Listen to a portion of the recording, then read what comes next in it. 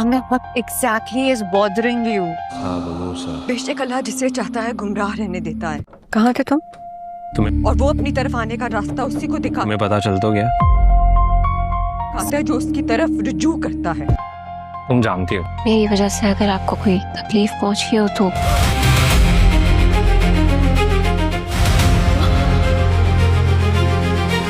बुबक्कर, हर चीज का एक हल होता है, बस वो हल मैंने ढूंढ लिया है।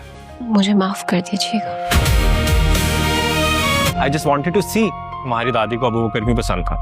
इन एक्टिविटीज में पड़ गए हो यार। तुम प्रैक्टिसिंग मुस्लिम बनना चाहते हो? एक्टिविटीज नहीं, इट्स अ रिलीजियस ऑब्लिगेशन। अच्छा लगता हूँ मैं तुम्हें? कोई हिसाब भी नहीं है। अगले एपिसोड में आप देखने वाले हैं कि अबू बकर हमना से अकेले में मिलेगा और उससे पूछेगा कि वो उसे कितनी मोहब्बत करती है, और वो रो रो कर यही जवाब देने वाली है कि वो अबू बकर से बहुत ज़्यादा मोहब्बत करती है।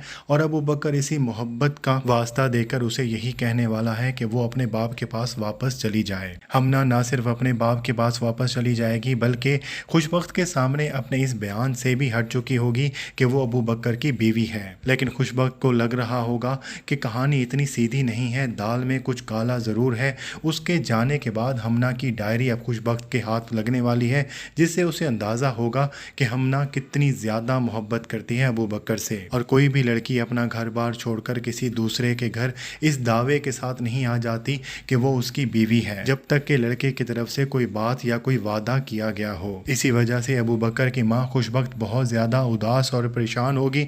उसे हमना में कहीं ना कहीं अपना चेहरा नज़र आने लग जाएगा, क्योंकि खुशबख्त की कहानी भी तकरीबन इससे मिलती जुलती ही होगी। हमना तो उस घर से चली जाएगी, लेकिन खुशबख्त के लिए बहुत ज़्यादा सवाल छोड़ जाएगी। दूसरी तरफ आप ये भी देखने वाले हैं कि जामिल इस्लाम की तरफ राग़िब होना शुरू हो जाएगा। हालांकि वो नशा करता है, शराब करता है, लेकिन उसे कोई ना कोई गुनाह मजबूर कर रहा होगा कि वो खुदा के सामने सर झुकाए। हालांकि ये गुनाह जामिल और ज़रियाब ने मिल के किया होगा, लेकिन जामिल का दिल बहुत ज़्यादा मुस्तरिब होगा, तो वहीं पर ज़रियाब बहुत मुतमईन होगी, या यूं कहें कि फ़िलहाल मुतमईन होगी। आगे चलकर उसे भी एहसास होने वाला है कि उसने कितना बड़ा गुनाह किया है, और वो आगे चलकर बहुत ज़्यादा पछताने वाली है। लेकिन फ़िलहाल वो जामिल के बदले हुए रवैये की वजह से काफ़ी परेशान होगी, और उसका कहीं ना कहीं मजाक भी बना रही होगी कि जामिल उसकी दादी के जैसा बनना चाहता है, क्योंकि जिस सोसाइटी में ज़रियाब पली बड़ी है वहाँ पर नमाज पढ़ना, रोज़ा रखना बहुत ही मायूब किस्म की बात समझी जाती है,